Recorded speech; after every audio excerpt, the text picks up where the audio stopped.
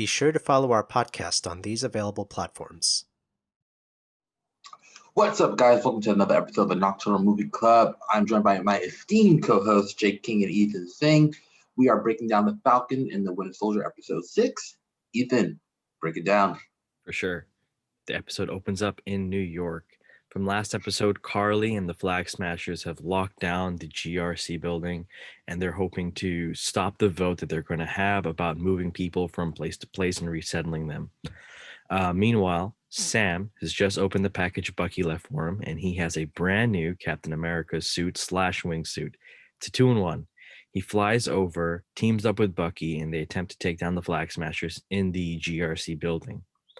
They have a good amount of success. Some of them are moved out of the building, to which Bucky chases them down, and we have Walker joining the fight. Walker at first comes with anger and rage, wanting revenge, but slowly and just shifts back to being a hero and a good guy, and knows deep down that he is not an evil person, he's a good person. So the three of them join up together to take down the Flag Smashers. Bucky and Walker team up to take down the majority of them, while Sam hunts down Carly specifically. While Sam is hunting down Carly specifically, Sharon Carter appears to attempt to stop her, along with the French assassin that she brought along. However, in that moment, it's finally revealed that Sharon Carter is the power broker. She's unable to let her secret go, so she attempts to kill both Carly and the French assassin, with only the Frenchman dying. Carly instead gets out to get stopped by Sam. The two of them fight, only for Carter to shoot Carly, killing her, and for Sam to never learn the true secret behind Carter. Bucky and Walker stop the rest of the Flag Smashers by tricking them and getting caught by the police. Sam has a soliloquy. He has his own moment to grandstand and give his opinion on the state of things in the GRC, sort of in honor of Carly, fleshing out Carly's arguments about what should be done, what could be done, and how much a little more effort can go. And then he goes to see Isaiah to make amends for show him that you can't have a black Captain America. And similarly, Bucky goes back to see, I think, Mr. Hiyazaki, if I'm not wrong on the name, and he tells him the truth that he was the one that, at the end of the day, killed his son. And then they get together for one last party in Louisiana, and the episode closes out. And then we had that sweet end credit scene at the end. Oh, right. I forgot to mention that. That was really good. I think we were saying the whole time we weren't sure there was going to be a season 2. That looked like a pretty big... There won't be a season 2. There won't be a season 2, and they had that moment. Wow, that's crazy. At least not in this name. It's not the Falcon and we're getting a Captain America 4 movie. Oh, we are. Yeah. Interesting. Oh, okay. So Sam's getting... Yeah, we're getting Captain America 4 as Sam Wilson. Breaking news for Ethan and Jake. Yeah, I didn't know that. Shoot. Captain America 4 is on the way with development by our lovely showrunner and creator, Malcolm. His last name's Spellman. Yeah, Spellman. Mr. Spellman. He will be at the helm. Hopefully, I hope the director comes back as well. I believe her name is Carrie. Skoglag, yeah. She was great. So she hasn't been announced yet as a director, but Malcolm Spellman has been involved. He's been announced as involved. But Captain America 4, starring Sam Wilson, is coming. Nice. I would have liked to see another series, to be honest. Well, here's the thing, though. Like, you can't make a black Captain America and then keep him on streaming. I guess it's true. But it says a lot about how you feel. We're talking about commentary, in social commentary, keeping the black Captain America on the small screen, and would say a lot about. Even though we love the small screen and we love that you get to do more there, story wise and build a character, but generally speaking, you can't level up the black guy and then keep him on TV. And that's fair because, I generally hate the small screen, but this I loved. And I felt like the way they were going with this storytelling, you kind of want that piece by piece by piece by piece slow build up of this mystery. No, yeah, we loved what they did. I love that. Yeah, but I think if also we weren't in the middle of a pandemic, movies didn't seem feasible at this point. Yeah, well, we're still getting movies, and Captain America 4 is on the way, and I think it's going to be awesome. And just based off the show a lot, we have a lot to do. I think, we still don't know what's going to be the big, like every Marvel movie has like a big something, whether it be like Civil War or Secret Invasion that's coming up with Captain Marvel, or, the thing with Thor, his last movie was like they did the Planet Hulk thing. So I don't know what's going to be the big thing. They have a lot of places to go. We saw at the end, we saw Madam Hydra, Julia Louis-Dreyfus kind of setting up the Dark Avengers with John Walker officially becoming the U.S. agent, which was great. Right. Yeah. We also have the Thunderbolts in play with Zemo. There was supposed to be an end credit scene at the end of the show with Florence Pugh, but because Black Widow has gotten pushed back so many times, they have since moved that scene to Black Widow. And the end credit scene we were originally supposed to get, it was supposed to be a second end credit scene. And spoiler alert, every episode is a spoiler because I've been brewing this show since first review, where like at the end we're going to see Sam Wilson as a Captain. The whole point of the show was to establish Sam Wilson as Captain America. Yeah. And to show why he should be Captain America for him and for us as the audience. And did a great job too. And did a great job at doing so. But the original end credit scene was supposed to be Florence Pugh, Elena Belova, coming to recruit Zemo for the Thunderbolts. But who knows? Well, maybe I can't see them doing the Dark Avengers and the Thunderbolts. I think they might do like a mashup of the two, and we'll see if Madam Hydra is doing that or who's like running that, or if it's going to be Thunderbolt Ross. We don't know, but he's also in Black Widow. Or maybe it might be the two of them together. It might be Hydra and Ross teaming up on this new team of Dark Avengers / Thunderbolts. I don't know. But there's a couple things that works. I love this episode so much. I definitely teared up at the Isaiah Bradley scene. That's beautiful. In the museum. It was definitely so sweet. And then on second watch, though, I had a couple critiques. I thought the Bucky scene with the older Asian man, I thought that could have been better. Like, it was almost like the payoff wasn't there with that scene. Like, it just wasn't enough of like an explanation of like what happened, or not because we know as an audience already what happened. But I feel like that scene wasn't like it felt rushed almost in a way on a second watch. We didn't have a real conclusion to that scene. We don't know like where the two of them stand with each other. Right. It just wasn't like enough. It was just like a quick 20 seconds and like, yeah, I killed your son. I'm sorry. I didn't have control. I gotta go. Exactly. That's why. And also, his name is Yori. I made a mistake with his name. His name is Yori. So yeah, that would be my one critique there on that. But other than that, it's a flawless episode.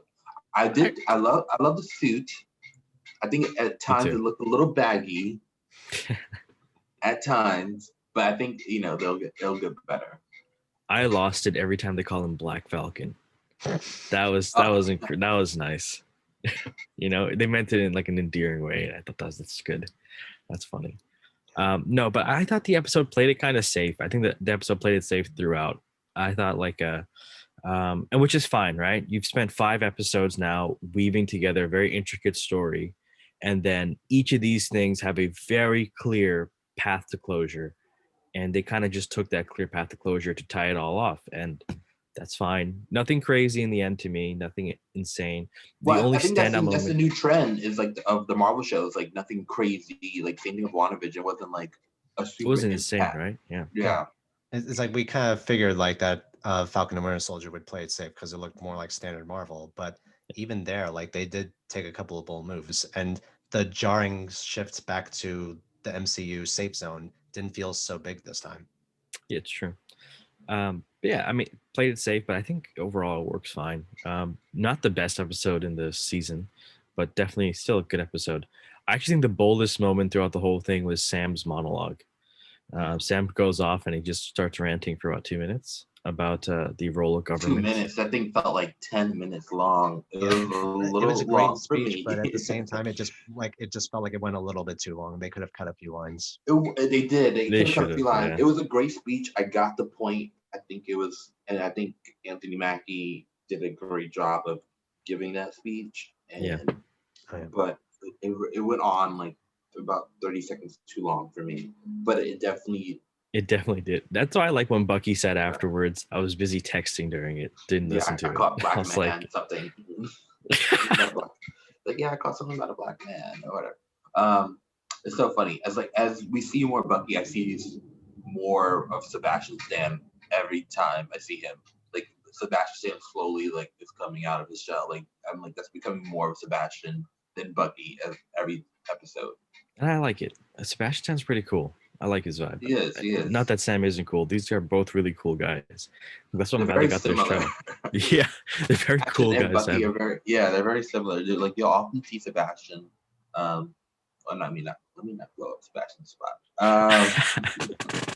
Yeah. But it's a great episode though. This show, if anything, what has it done? It's established those wings as being something we all want. Like those wings have never been cooler ever, even in the comics. The wings have like just been like, like you're the least cool flying person ever. Yes, it's but true.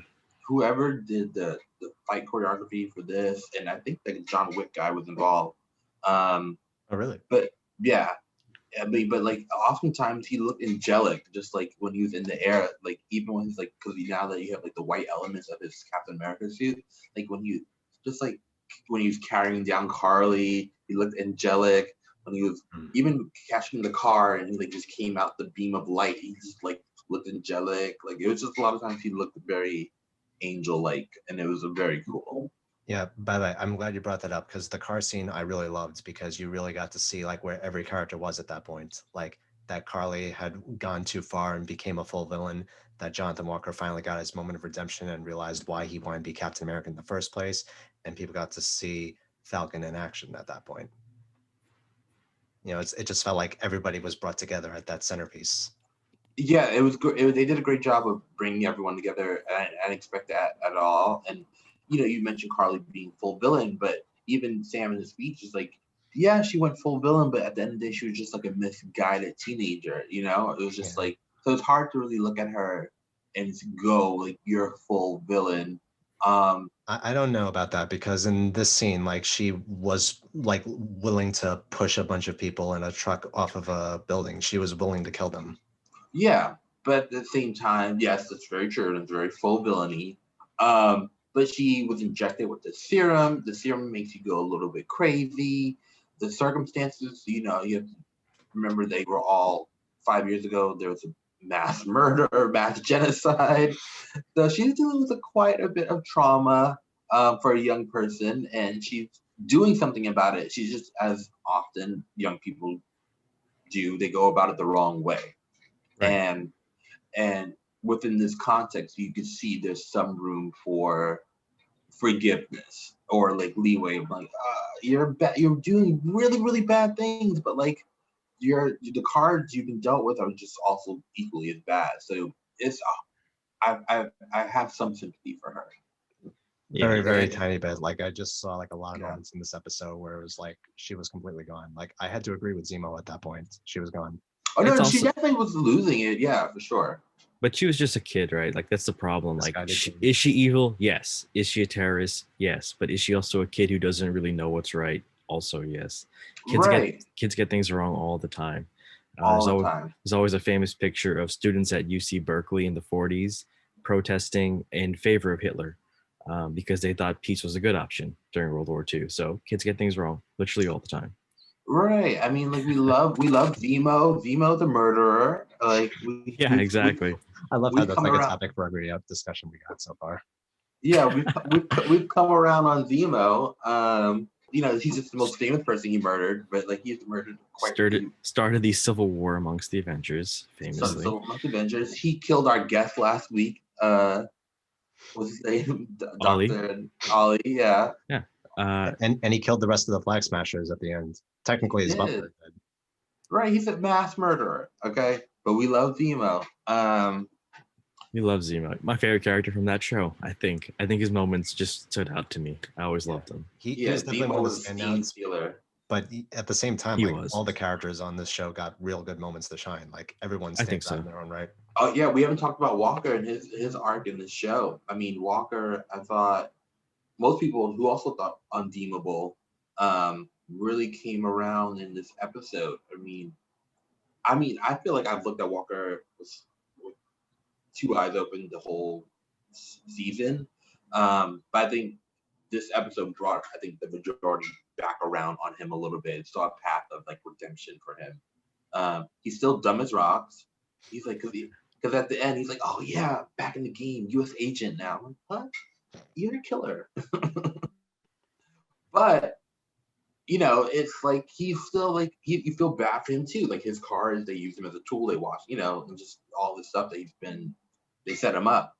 But he's still gonna do some dumb shit.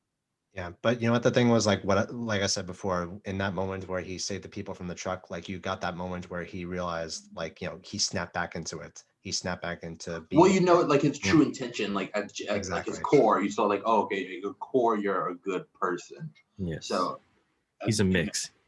He's a mix. Deep down good, surface level evil.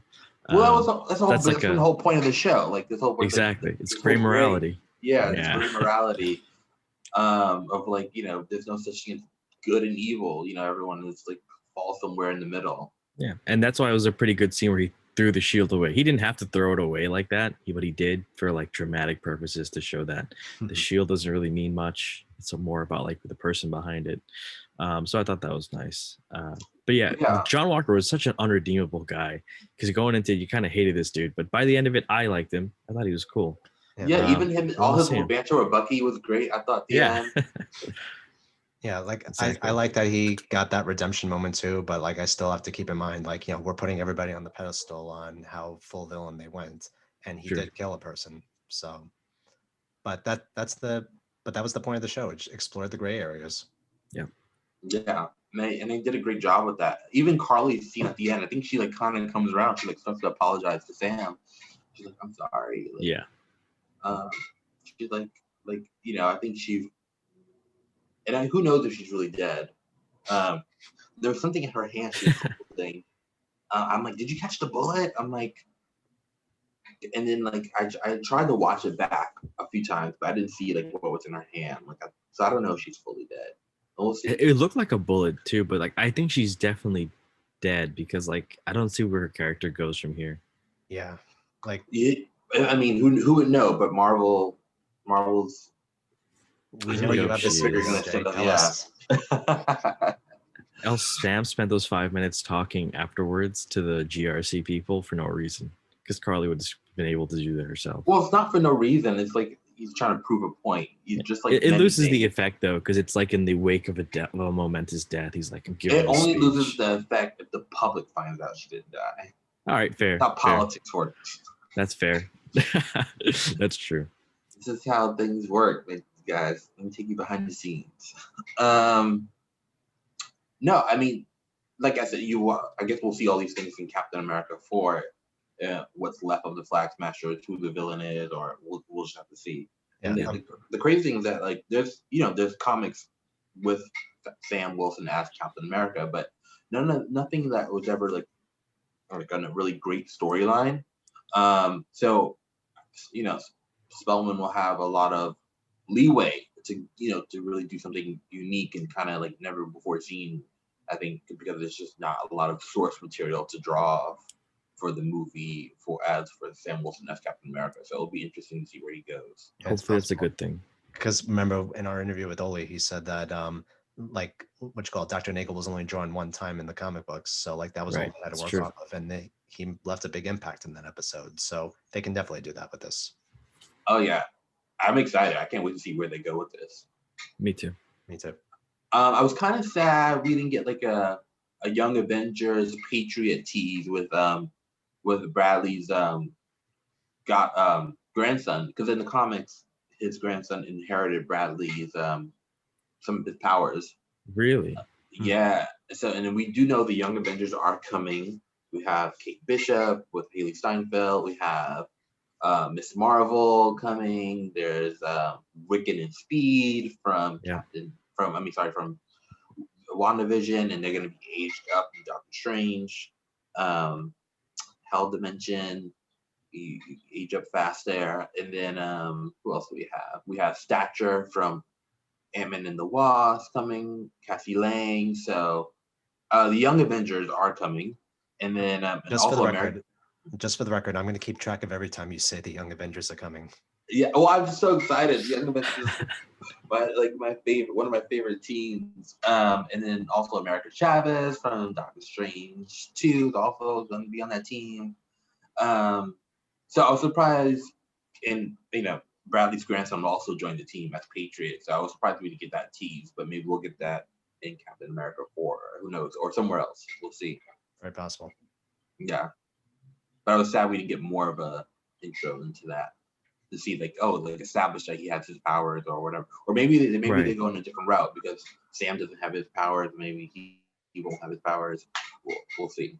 Yeah, it probably would have been too much for this episode because what they did with Isaiah Bradley, like taking him to the museum, which was actually a really good callback to the first episode, was like a perfect way to end that scene. True.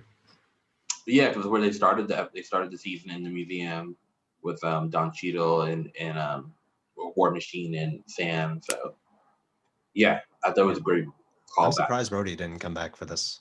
I was kind of expecting like a Rhodey cameo, especially when that bus was the car was about to fall. I'm like, oh shit, his Rhodey's about to come in and grab that that Jeep or whatever the fuck it was, and bleep me. And then yeah, I was surprised. This is the moment where War Machine is gonna dive in and save the day.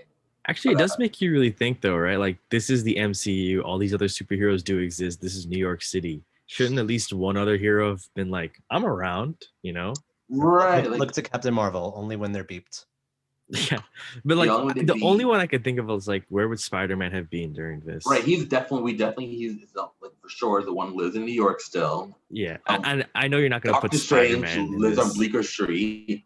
Oh, you're right. So where's everybody?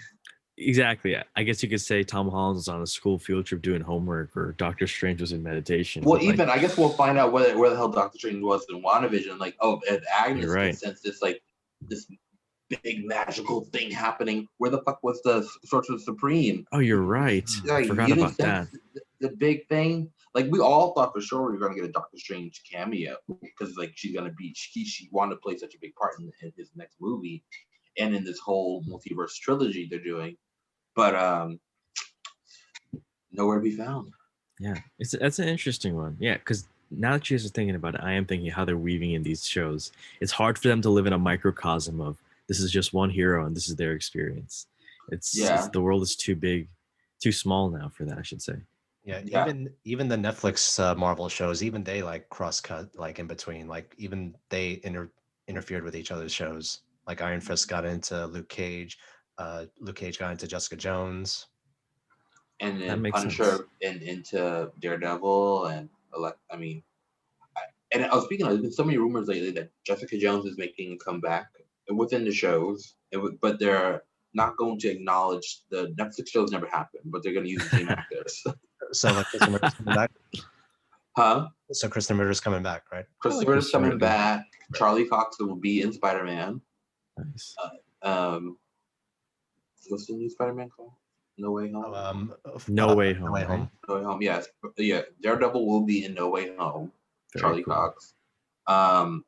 They're talking to Punisher, John Berthal. He's on his way. And Vincent, what's his name from Daredevil, who played Kingpin? Vincent D'Onofrio. Yeah, he's on his way back as well. Not making it back are Iron Fist and Luke Cage. Mike Holt is not coming back? Doesn't look like it. It's a shame. I know. He was so good. Yeah, we'll see. It doesn't look like maybe it now. he and Finn Jones are going to keep doing Heroes for Hire. Yeah, Heroes for Hire on Netflix. No one will tune in. Yeah, exactly. So we'll see. But these are just rumors, nothing confirmed. I can't confirm anything. You got the hottest tips, dude. If people watch this show, they'd be so in the know. These are things everyone knows. I'm just Add that in the title. No, like regurgitated. I never know these things. It's Broja's like hot crazy. tips. OJ's got these hot tips, man.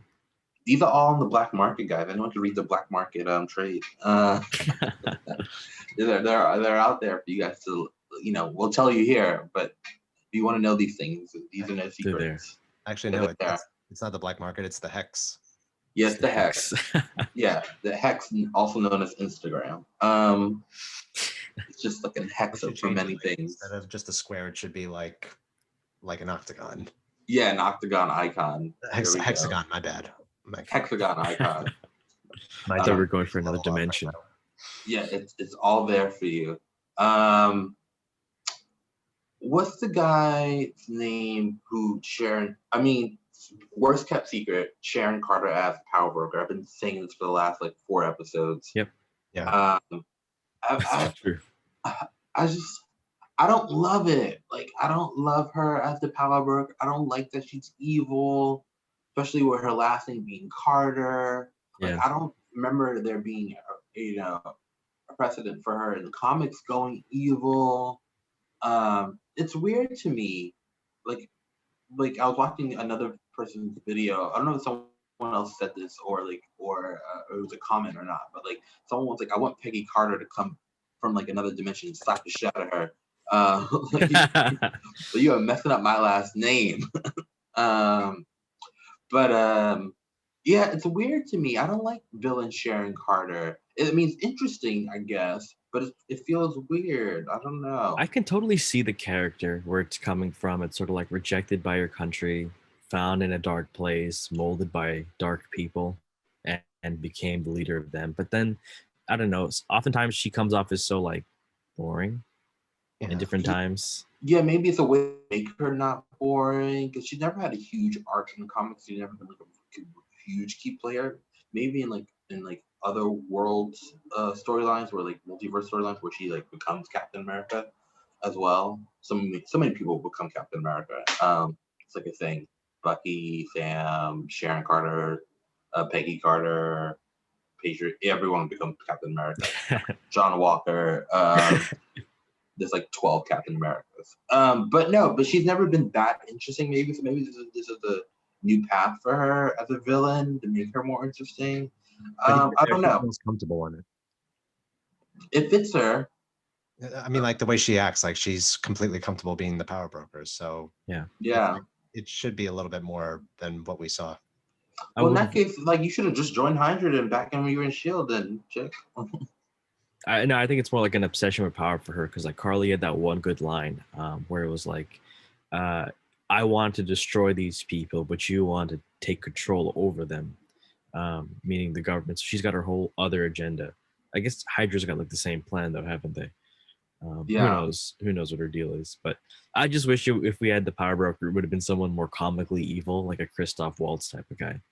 But it's okay. I just want to see her go more into the if someone's controlling everything around the world, I want to see more of the insane scientist businessman stereotype in there. It's with the MCU, it's very hit and miss, on how comic booky the villain is. It could either be somebody in a suit or somebody supernatural or somebody from space. It's it's all over the place with that. And that's kind of a good thing, but yeah, I don't know. I still think it's a good thing. I'm still positive on Carter. I'm glad she's doing that. I'm glad they're setting her up as a villain. She's gonna be a complicated villain to take down. You can't take her down with strength. You gotta take her down with intelligence. It's gonna be an interesting one. I don't think in the MCU we have to see a hero go bad yet. We haven't. No. How about Wanda Maximoff? Well, she was a villain. She started off as a villain, who turned hero. Correct. Who's now in this weird limbo weird zone. And the only one you can consider is Captain America and Bucky during Civil War, when they got into that gray area of fighting against the other Avengers. But they weren't bad. They didn't switch to being bad. Yeah. Other than that, I need to think. But yeah. Rating time. So So episode 6, for me, episode 6 overall, just based off the museum scene alone, I'm gonna give it a 10. Wow, you saved a 10. You popped it. Nice. I did, and what my biggest fear was it wasn't actually going to live up to a 10, and then just for that one scene alone, the fact that the show got me able to like cry, just a tad, not like a full like nasty cry, but like Oh, that's nice. like a little worry moment. That I give it a 10 because it's not easy. That's true. I think I'm on the other end of the spectrum. I thought everything was it was super easy. It played itself out. Everything was nice. I loved the Isaiah Thomas moments. Sorry, Isaiah Bradley. Isaiah Thomas is the great basketball player. Isaiah Bradley moments. And I actually still liked, even though Bucky's scene with Yuri was so short and a little too cut, I still felt something in that moment. And I thought it was really touching that he finally did actually forgive somebody or ask somebody for forgiveness and confess instead of trying to just get him arrested or right his wrongs as an Avenger. And I felt something in that scene too. And then they came together in one happy scene. I think I'll give it an 8.5 out of 10. It sort of lacked an X factor I want to see there. Also, Sam's speech was way too long. And personally, I feel like every speech they've been giving throughout this show and every point they're trying to make landed for me. And I think it made sense. This one to me was like, all right, now we're getting a little too complicated into our thoughts on the nature of politics and class cultures. So I think it was too much. So I give it 8.5 out of 10. Yeah, I think I'm with you on that, Ethan. I think I'll give it an 8.5. Like, I really like this episode, but I do think the pacing was a little too rushed in a lot of places. Like, I think this could have benefited from like an hour runtime, like of I agree. getting everybody set up like at first, because I felt like there was a little bit of a weird time jump from the previous episode into this. I agree that Sam's speech, well, I thought like it brought up a lot of really good points. It could have benefited from being condensed a little bit. It would have been a little bit more powerful, especially considering all the powerful moments we had before. I really loved the Isaiah Bradley scene. Sharon Carter, I was kind of mixed on. Like, I did like some of the scenes, but I still don't buy her yet as the power broker. I liked Jonathan Walker's redemption arc. Yeah, I mean, like, it wasn't my favorite episode, but I still say it was a solid one. But I'd give it about 8.5. Agreed. Yeah, same page. Good episode, not the best. And I think we got our first 10 from OJ. Like, first We 10. got our first 10 on anything, right? I didn't give anything in Wanda a 10. No, I don't think so. I don't. No, None of us gave anything. We'd have to check the records. You know what? Speaking of that, so overall, this leads us into our next segment. Overall, for the show, I'm still in shock. It's been how many weeks? Has it been 6 weeks? Yeah. Which is crazy. I'm still in shock about how, and I guess it's not fair to compare the two, but how great this show was. I was expecting this to be like the least special of all 3 MCU shows we're getting this year, between Loki, WandaVision, and Falcon and Winter Soldier. I expected to be like this would be the bottom of the poll of the group, and it's so far, maybe because my expectations were so low, maybe why I'm so thrilled with how great this show turned out to be. But I think that's the feeling across the board, though. Like, I don't think anyone saw how good the show was going to be coming. I think it just really just blew everyone out the water, and for that, I'm really tempted to give this show a 10 out of 10. So are we doing overall rating now? Yeah, this is an overall rating for the show. Wait, let me say this, OJ, because I want to add in one thing that occurred to me, and it might affect your rating. Is that my recency bias wants me to give this show a 9.5 out of 10. However, we live in a world where shows like Mad Men and Breaking Bad have also existed, although a long time ago. And if we're going to rate TV shows, we should probably rate it on a fair scale for everything. Because if we give this a 9 and then we gave like Breaking Bad or Mad Men a 9, are we saying they're just as good? And I think at the end of the day, this show I would give like a 9 out of 10 on. It was really good. It really worked with this, and it kept me interested for that. Or like an 8.5, for the whole Okay, series. well, I have to counter your statement with like Yes, the times that we live in, right? Because they also change true. from decade to decade, from year to year, what's going on in the world. So for the like, let's say the '90s, right? The '90s, Buffy the Vampire Slayer, right? You would give that show a 10 out of 10. Right. But if that show were to come out now, would I give it a 10 out of 10? You might not. Like you might, it Exactly. might be. So for the time we are in, and I'm all about, everyone's all about like give people their flowers, all that other shit. The show's a 10 out of 10. I think it spoke to the time we're in. It gave us great story. It gave us great action. It did everything it needed to do. It understood the assignment as the new trend on social media. They understood the assignment and they hit every point they were supposed to hit. And the job was to establish Sam Wilson as Captain America, and we're all on board. So for me, it's a 10 out of 10. So I'll give 2 ratings in the same line, because for today's day and age, it is a 10 out of 10. It is the best thing I've seen on TV in a very long time. I gotta say, like probably 7-8 years, however long ago Breaking Bad and Mad Men were on. Honestly, it's probably the best thing I've seen, or since like Master of None season 2. If I'm thinking about great TV in history, um, other than that, like overall, it's probably like a 9 out of 10 for me. It's still really strong. It doesn't change too much, but comparing it to some other shows, I can't give it a full 10, but I will give it a 9 out of 10 overall. Yeah. I think for me, like I think I'm gonna give it a 9 out of 10, but it's a very solid 9. Like it's Yes, closer to a 10 than an 8. Just exactly. because like I loved almost everything about this show. I loved the themes, I loved the characters, I loved them exploring the gray areas. I loved the redemption arcs. Like there was just so much to really love in this show, but not everything was perfect. Like, we were bringing up Sharon Carter as the power broker, and because that's going to become a major staple of the MCU from this point on, that kind of takes away a little bit of it, but not by much. Not by much at all. No, it's such a good show, and it does stuff with such huge source material, right? There's like they got to fit into this huge universe. It's not an easy task, and the storytelling is great. The characters are great. There's like so It's not few a, missteps. it's You not an know, easy task, especially when you're telling. Because the crazy thing about the MCU is one long show in general, right? So every movie and every show is a chapter of this big book.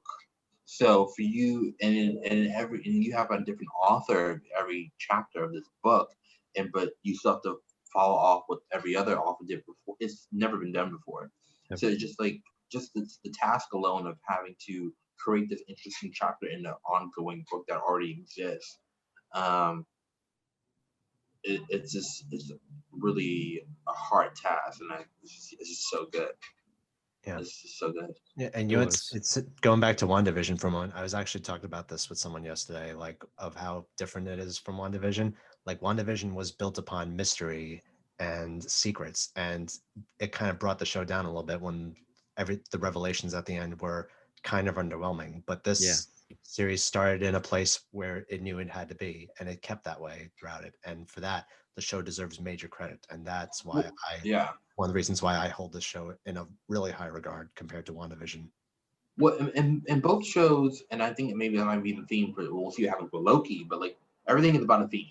Like the overall theme, I think with WandaVision was mental health and grief, and it really explored those two not so taboo topics, I think. And it's all about like these taboo themes that like don't necessarily get much attention in these big platforms.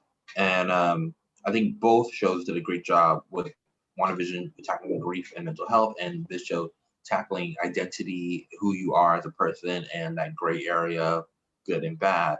Um, I think they both hit home runs on both accords. I agree, and that's the best medium for it. You can't really tackle those topics in a movie unless that's the core point of the movie, right? Yeah. If we're thinking like Fruitvale Station, yeah, you could tackle race in that, but that's the whole point of the movie. It's about race. Correct.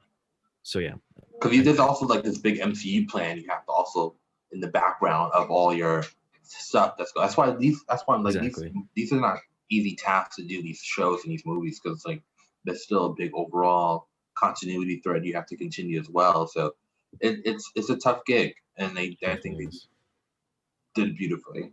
Yeah.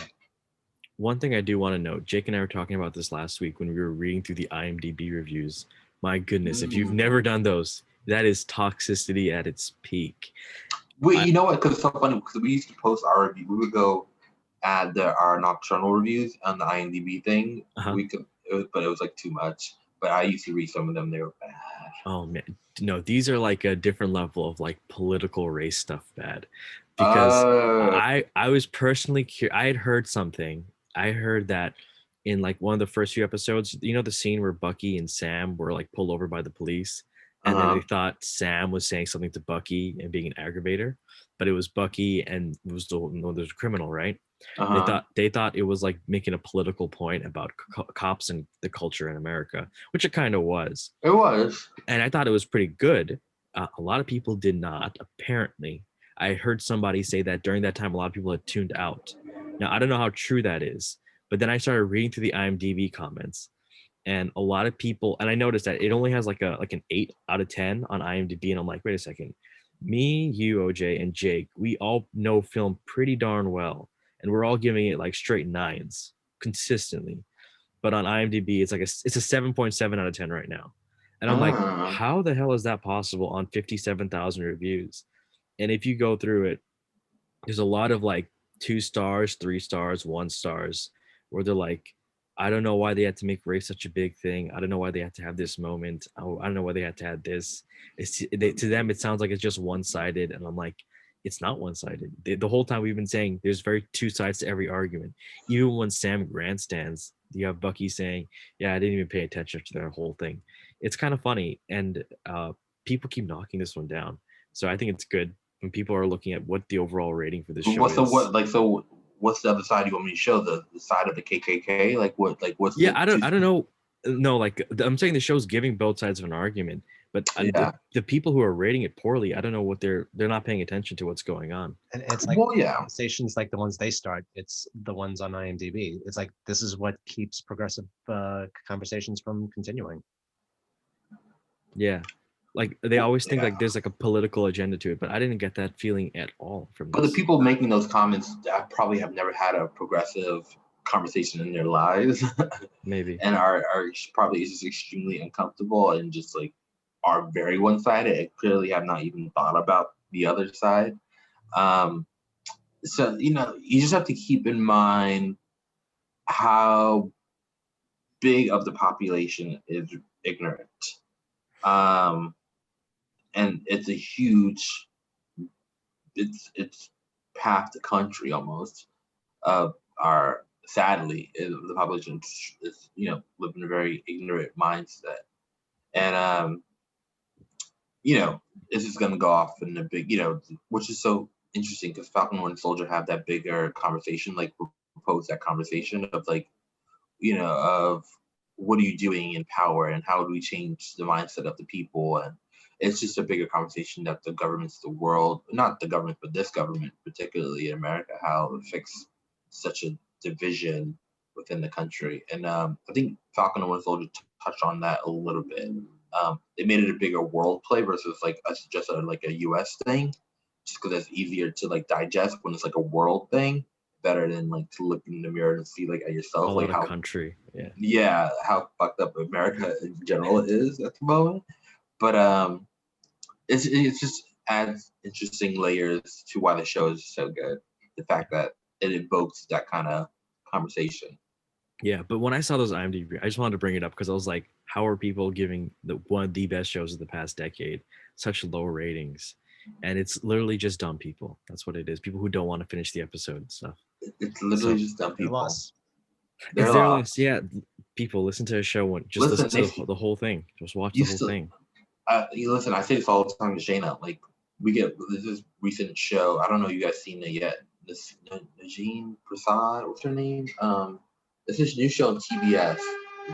TBS. I don't Crawl, I think it's called Crawl. The girl from SNL, Nassim. Nassim Pedrad. Yeah. Yeah. So we did an interview with her, and it's getting a ton of hate comments.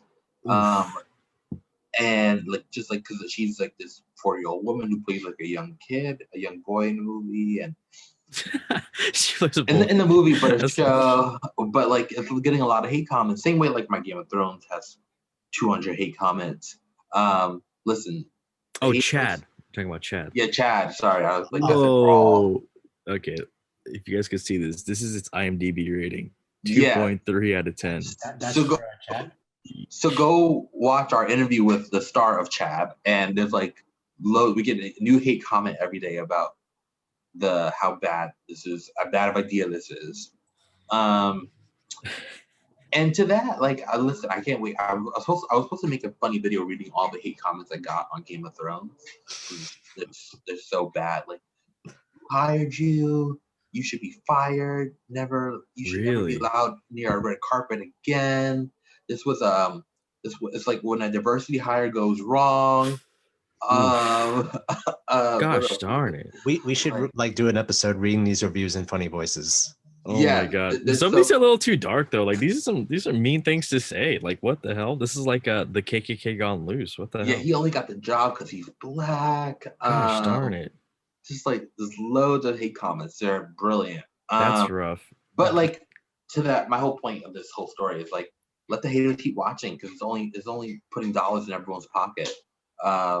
Let the haters hate watch. Please hate watch. Hate watch this episode, please. We might make a couple pennies. It's like their opinion doesn't even matter. By the time they watched it, they basically gave it revenue. Right. It's like when people buy those CDs to trash them. Like you still bought the CD. Like, or buy jerseys to burn them, right? Right. You like still made us money. So please hate watch us. I never knew Chad existed though. This is really funny. I think it's hilarious that they have been playing a 14-year-old boy. Have you seen it, OJ? I have not seen. I've just seen our interview with the person, and like I'm getting notifications on all the hate comments. I'm like, what is? I'm like, what is this? I'm like, it can't be that bad though. I mean, like, it can't be that bad. Nothing's that bad on TV. 2.3 out of 10. That's pretty low. Yeah, it's pretty low. But like when I saw a commercial on like regular TV for it the other day, and it was like the most number one show on TV, the new number one show on cable or something like that. So it's number one somewhere. Number one somewhere. It's number one because people are hate watching it. So I don't know. It's somewhere between 2.3 and 10. Yeah. It's not great. Thank you guys for joining us for another episode of Nocturnal Movie Club. We will be back next week. Find us on Spotify and other places where you listen to podcasts, and we'll see you next week. See you.